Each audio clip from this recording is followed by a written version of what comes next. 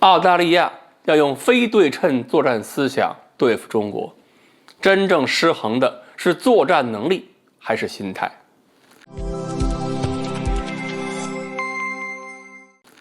各位网友，大家好，我是周小飞。上周呢，澳大利亚外交部一个前任的高级国家安全顾问透露，说澳大利亚政治领导人已经做出决策了，要集中力量发展不对称作战能力。然后呢，在远离中国海岸的地方，与澳大利亚这个高级竞争对手中国进行较量，这种能力就是必须的。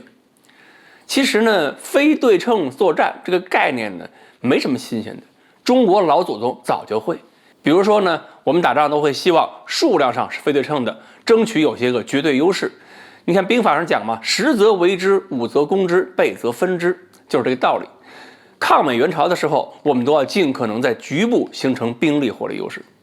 至于还有战术上的非对称，我们古代呢也都明白，比如说什么兵种、什么装备可以压制、克制对方什么兵种、什么装备。而我们过去各种阵法的基础其实就是如此，没什么新鲜的。而且呢，历史上你回顾一下，严格来讲，没有一场战争真正是对称的，不是数量不对称，就是技术不对称，要么就是指挥官的头脑不对称。但是呢，1991年海湾战争，美国展示出了一种新的非对称作战态势，它体现了装备现代化这个代差带来的作战样式代差。这种非对称呢，给我们看到的局面是什么？就是单方面打人，对方面单方面挨揍，这个程度呢，就给我们很大刺激了。所以那时候我们也开始喊，我们也要发展非对称作战。但是我们在宣传的过程中啊，宣传的也不太纯正，所以很多人理解歪了。自己也没有理解清楚这个非对称作战是什么意思，然后呢，就是传播过程中就把非对称作战吹成了我们独有法宝，一用就灵。甚至当年还有人理解偏差到什么程度呢？就认为中国不应该有完整的作战体系，有杀手锏就行，我们不需要航空母舰，有反航母杀手就行。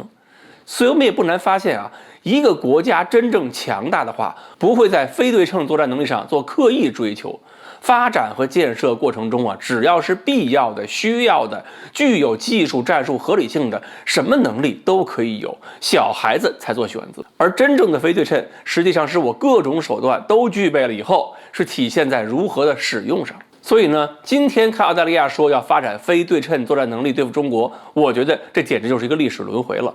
换句话讲，澳大利亚包括一些国家看中国的时候，那个眼光有点像1991年我们看美军在伊拉克。那么澳大利亚能够发展什么样的非对称手段对付我们呢？目前看来啊，是说来说去，他们眼下关注的点就是核潜艇。毕竟澳大利亚计划通过美国和英国获取的核潜艇技术，肯定还算是现在比较领先的。只不过呢，真到潜艇交付的时候，那个性能怎么样，到时候再说。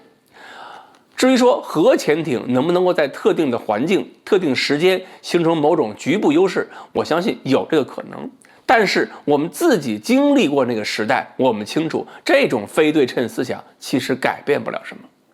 其实澳大利亚人在宣扬中国威胁的时候就已经说过，澳大利亚每个城市都在中国的导弹打击范围之内。这种非对称，你澳大利亚通过潜艇改变不了。澳大利亚的人口、工业、科技都没有和中国对抗的资本，这不是你有几个战术就能改变的非对称。所以澳大利亚这次的说法，恰好让我们感觉到他们特别缺乏底气，知道自己没有全面竞争的能力，也不可能搞出一个完整的工业体系、军事体系，所以需要用非对称口号和选择性的发展，需要搞几种装备给自己老百姓提气。不过呢，这种非对称口号糊弄澳大利亚老百姓也许可以，到我这儿一听就明白了，莫大掌门呢，他们身子实在太虚。好，关于澳大利亚提出用非对称作战思想对付中国，体现了他们面临的什么问题，今天呢就聊到这里，欢迎大家继续关注我们的栏目，我们下期再聊。